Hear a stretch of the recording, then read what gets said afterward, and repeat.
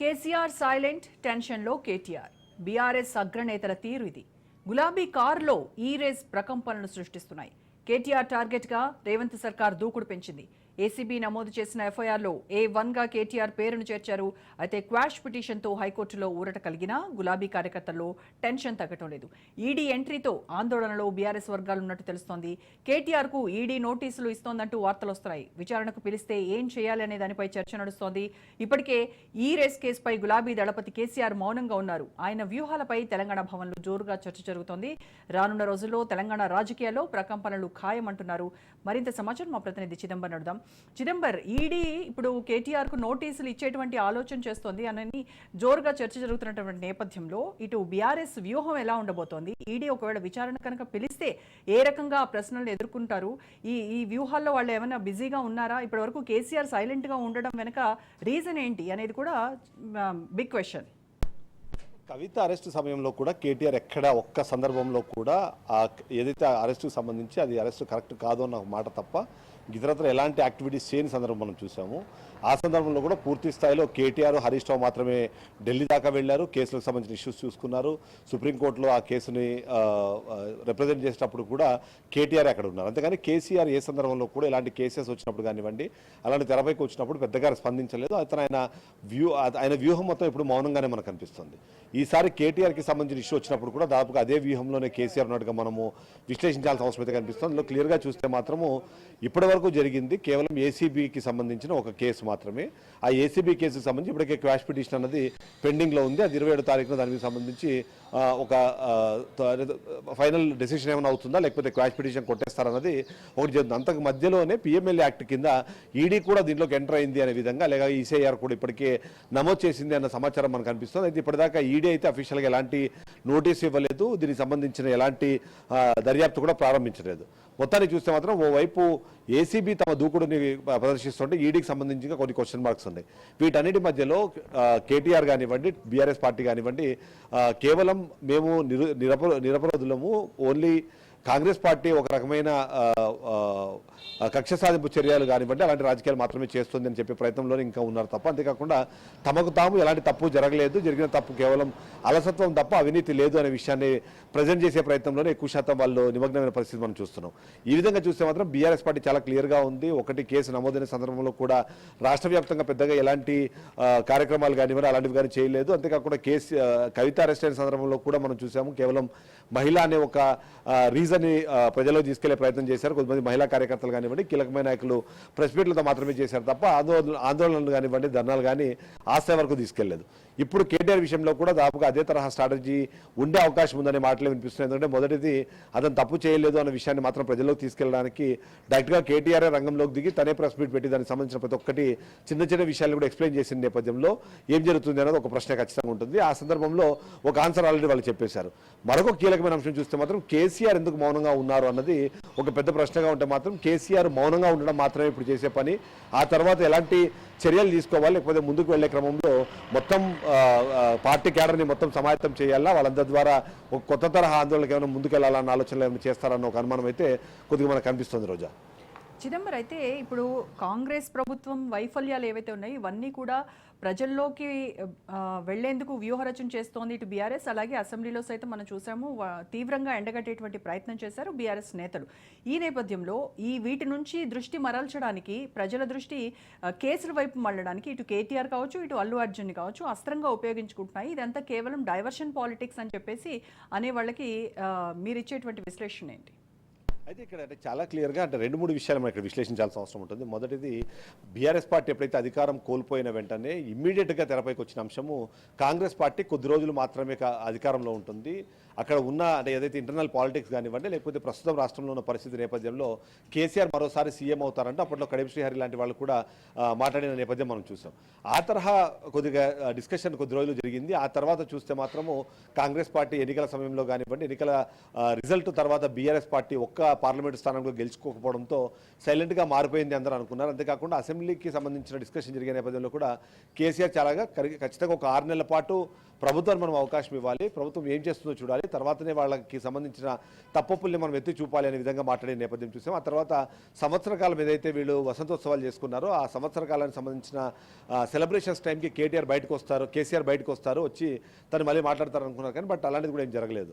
But ఈ సందర్భంలో కేటీఆర్ కావచ్చు, హరీష్ రావు కావచ్చు, ఏదైతే కాంగ్రెస్ పార్టీ ఇప్పటికే ప్రజాపాలన పేరుతో ప్రజల్లోకి వెళ్లే ప్రయత్నం చేస్తుంటే కాదు అది ఫెయిల్ అయిన పాలన అని చెప్పే ప్రయత్నం అయితే బీఆర్ఎస్ పార్టీ ముఖ్యంగా హరీష్ రావు అలాగే కేటీఆర్ మరోవైపు కవిత కూడా ఆ తరహా దాంట్లో ఉంది. దీంట్లో నుంచి డైవర్షన్ చేయడానికి మాత్రమే ఈ కేసులను ఉపయోగిస్తున్నారు. ఇప్పటిదాకా మనం మొదట్లో చూసాము, ఇమ్మీడియట్గా ప్రభుత్వం ఏర్పడిన వెంటనే కాళేశ్వరం సంబంధించిన ఇష్యూని తీసుకొచ్చారు. దాంట్లో కేసీఆర్ అరెస్ట్ కాబోతున్నారు అనే డిస్కషన్ సంబంధించి చాలా రోజుల పాటు జరిగింది. ఆ తర్వాత వచ్చింది ఫోన్ ట్యాపింగ్ కేసు సంబంధించి చూసినప్పుడు అప్పుడు హరీష్ రావు అరెస్ట్ కాబోతున్నారు, అలాగే కేటీఆర్ కూడా ఇందులో ఇన్వాల్వ్ అయ్యి ఉన్నారు అని చెప్పేసి తర్వాత అలాంటి ఒక డిస్కషన్ జరుగుతూ వచ్చింది. దాని తర్వాత వచ్చింది మనకి మరొకసారి పవర్ పర్చేజ్ అగ్రిమెంట్లకు సంబంధించిన ఇష్యూ వచ్చింది. అందులో కూడా కేసీఆర్ మళ్ళీ అరెస్ట్ కాబోతున్నారు, దానికి సంబంధించిన కార్యాచరణ మొదలైపోయింది అని చెప్పి వచ్చింది. తర్వాత ఫోర్త్ ఇప్పుడు మనం చూస్తే మాత్రం ఈ కార్ రేస్ కానివ్వండి, లేకపోతే ఓఆర్ఆర్లో టోల్ ఏదైతే ఉందో దాన్ని అప్పగించడం కానివ్వండి, ఇవన్నీ కేవలము ప్రజాపాలన పేరుతో కాంగ్రెస్ పార్టీ చేస్తున్న ప్రచారం మాత్రమే. అది అందులో ఫలితాలు ఏమీ లేవు. ఇప్పటికే వాళ్ళు ఇచ్చిన హామీల్లో 6 హామీల్లో ఇంకా 2-3 హామీలు తప్ప మిగిలిన ఇంకా నెరవేర్చలేదు, మిగిలినవన్నీ అలాగనే పెండింగ్ ఉన్నాయి. ఏవైతే కీలకమైన హామీలు ఉన్నాయో వాటన్నింటినీ కూడా ఇప్పటివరకు చేసుకోలేదు అన్నది ఒకటి. 420కి పైగా హామీలు ఇచ్చారు, వాటిలో కూడా ఇప్పటివరకు పురోగతి పెద్దగా లేదు. అందులో ముఖ్యంగా సిగ్నిఫికెంట్గా కనిపించే లాంటివి చేయలేదు. కాబట్టి దాని గురించి ఇప్పటికే ప్రతిపక్షం ప్రశ్నిస్తోంది. ఓవైపు కేంద్ర ప్రభుత్వం నుంచి అందాల్సిన సహకారం అందలేదు. ఆ సందర్భంలో బీజేపీ పార్టీ కూడా ఎదురుదాడికి దిగుతున్న నేపథ్యంలో ఇలాంటి కేసుల ద్వారా ప్రజలకు సంబంధించిన ఫోకస్ని డైవర్ట్ చేసి కేవలం రాష్ట్రంలో జరుగుతున్న శాంతి భద్రతల ఇష్యూ కానివ్వండి, లేకపోతే ఇప్పటికే ప్రతిపక్షాలు కానివ్వండి, లేకపోతే ప్రతిపక్షాలకు అనుకూలంగా ఉన్న సెలబ్రిటీస్ కానివ్వండి, వీళ్ళ మీద కేసుల ద్వారా దాన్ని పక్కకు తీసుకెళ్లే ప్రయత్నం చేస్తున్నారు. అది బీఆర్ఎస్ ఒక ప్రచారాన్ని ప్రజల్లోకి తీసుకెళ్తోంది. అంతేగాని వాళ్ళ మీద నమోదవుతున్న కేసులు కానివ్వండి, లేకపోతే ఇప్పటికే నమోదు చేసిన కేసులు కానివ్వండి, ఇవేవి ప్రూవ్ అయ్యేవి కాదు. కేవలం అవన్నీ ప్రచార ఆర్భాడానికి మాత్రం పనికొస్తాయి, బీఆర్ఎస్ పార్టీని మానసికంగా దెబ్బతీయడానికి మాత్రమే పనికొస్తాయి అనే విషయాన్ని చెప్పే ప్రయత్నం బీఆర్ఎస్ పార్టీ చేస్తుంది. కాంగ్రెస్ పార్టీ మాత్రం అలాంటిది ఏమీ లేదు, చట్టం తన పని తాను చేసుకుపోతుంది. తప్పు చేసిన వాళ్ళు ఎవరైనా సరే వాళ్ళను శిక్షించడానికి అవసరమైన కసరత్తు చేస్తున్నాము. దానికి సంబంధించిన విషయం ఇప్పుడు జరుగుతోంది. For example phone tapping case కానివ్వండి, లేకపోతే మిగిలిన ఎలాంటి కేసులైనా సరే డైరెక్ట్గా ఇన్వాల్వ్మెంట్ ఉన్న వాటిలో కమిషన్లు వేశారు. కమిషన్లు ఇప్పటికే వాటిపైన విచారణ చేపట్టి వాళ్ళ తుది నివేదికలు ఇవ్వడానికి సిద్ధపడుతున్న నేపథ్యంలో ఫోన్ ట్యాపింగ్ కేసులో కూడా ఇప్పటికే ప్రభాకర్ రావు వరకు ఈ స్టింగ్ మొత్తం తేలింది. ప్రభాకర్ రావు అరెస్ట్ అయితే ఆ తర్వాత నెక్స్ట్ ఉన్న ఈ పొలిటికల్ సినారియో మొత్తం అంతా బయటకు వస్తుందనే విధంగా వాళ్ళు ఎదురు చూస్తున్నట్టుగా చెప్తున్నారు. కాబట్టి ఈ డైవర్షన్ పాలిటిక్స్ అన్నది ఒక మాటగా చెప్పే ప్రయత్నం చేస్తున్నారు తప్ప ఇక్కడ ఏదైతే చట్టం తన పని తాను చేసుకుపోతుంది, తప్పు చేసిన వాళ్ళు ఎవరైనా సరే మేము ఖచ్చితంగా శిక్షిస్తాము అనే విధంగా మాట్లాడే ప్రయత్నం చేస్తాం. వీటన్నిటి మధ్యలో హైడ్రా ఒకటి కొద్దిగా ప్రకంపనలు రేపినా సరే అది కూడా ఈ మధ్య మళ్ళీ కొద్దిగా చల్లబడినట్టుగానే మనకు కనిపిస్తుంది. కాబట్టి ఏ విధంగా చూసినా ప్రభుత్వం ఒక ప్రయత్నం అయితే చేస్తోంది. అందులో వస్తున్న తప్పులను ఎత్తి చూపే క్రమంలో ప్రతిపక్షం కూడా అదే తరహా ఒక ప్రయత్నం అయితే చేస్తున్నట్టుగా మనము విశ్లేషించాల్సిన అవసరం కనిపిస్తుంది. రోజా చిదంబరం, అయితే రానున్న రోజుల్లో తెలంగాణలో ఈ కేసుల రాజకీయమే ఎక్కువగా నడిచేటట్టుగా కనబడుతోంది. ఇప్పుడు మీరు చెప్పిన కేసులన్నీ కూడా బీఆర్ఎస్ ప్రభుత్వ హయాంలో జరిగినటువంటి అవినీతి ఆరోపణలపై వీళ్ళు పెడుతున్నటువంటి కేసులు. ఇటు కాళేశ్వరం కావచ్చు, ఫోన్ ట్యాపింగ్ కావచ్చు, ఓఆర్ఆర్ కావచ్చు. ఇప్పుడు ఈ కార్ రేసు మొట్టమొదటిగా తెర మీదకి వచ్చింది. ఆ తర్వాత ఇవన్నీ వెనకాల లైన్లో ఉన్నాయి. మరి ఇవన్నీ కూడా స్థానిక సంస్థల ఎన్నికల్లో బీఆర్ఎస్కి మైనస్ అయ్యేటువంటి ఛాన్సెస్ ఉన్నాయా?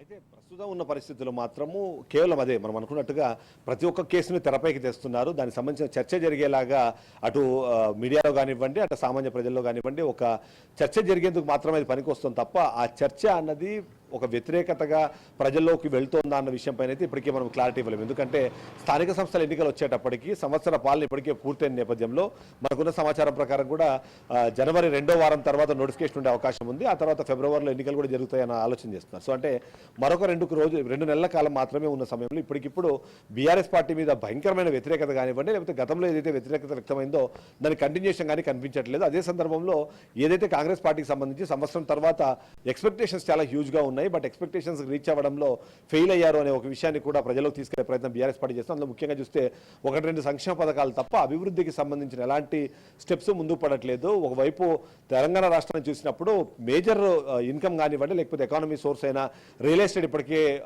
కుప్పకూలిపోయింది. దానికి సంబంధించి అనుకున్న స్థాయి కన్నా పెద్దగా పర్ఫామ్ చేయట్లేదు. ఓవైపు ఫార్మాసిటీ పేరుతో ఫార్మాసిటికల్ కంపెనీస్ అన్నింటినీ హైదరాబాద్లో చుట్టూ మోహరించాలని బీఆర్ఎస్ పార్టీ ప్లాన్ చేసింది, బట్ దానికి కూడా ఇప్పటికే క్యాన్సిల్ అయిపోయింది. అంతేకాకుండా దానికి సంబంధించి ఒక నెగిటివ్ అప్రోచ్ అనేది ఇప్పటికే ప్రజల్లో నుంచి వచ్చిన నేపథ్యంలో ఇలాంటివన్నీ చూసినప్పుడు అభివృద్ధి కార్యక్రమాలు కాంగ్రెస్ పార్టీ చేయడంలో వెనకబడింది, సంక్షేమ పథకాలు అనుకున్న స్థాయిలో అందట్లేదు.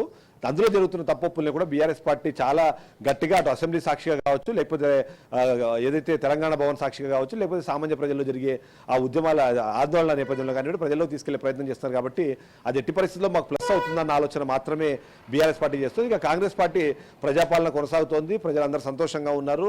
ఏదైతే గతంలో ఉన్న విన్నింగ్ మూడ్ ఏదైతే ఉందో అసెంబ్లీలో దానికన్నా భిన్నంగా ఇంకా మెరుగ్గా మాకు ఫలితాలు ఈసారి వస్తాయి. అంతేకాకుండా అధికారంలో ఉన్నప్పుడు ఉన్న ఏదైతే నేచురల్ అడ్వాంటేజ్ అయితే ఉందో దాన్ని కూడా మేము ఉపయోగించుకుంటామనే మాటనే కాంగ్రెస్ పార్టీ చెప్తోంది. ఈ మధ్యలో బీజేపీ పార్టీ కూడా ఎంతో కొంత ప్రయత్నం చేస్తోంది. దానికి తగ్గట్టుగానే ఏదైనా ఇష్యూ జరిగినప్పుడు, for example Allu Arjun issue చూసుకున్నాడు, అల్లు అర్జున్ని అరెస్ట్ చేసిన వెంటనే ఓవైపు కేటీఆర్ మాట్లాడితే ఈ మధ్యకాలంలో మనం చూస్తున్నాం ఓవైపు ఆంధ్ర నుంచి పురంధేశ్వరి కానివ్వండి, లేకపోతే లక్ష్మణ్ కానివ్వండి, ఇప్పుడు బండి సంజయ్ గాని వీళ్ళందరూ మాట్లాడి అందులో ఒక ఇంపాక్ట్ అయితే క్రియేట్ చేసే ప్రయత్నమే చేస్తున్నారు. రోజా. Right, thank you.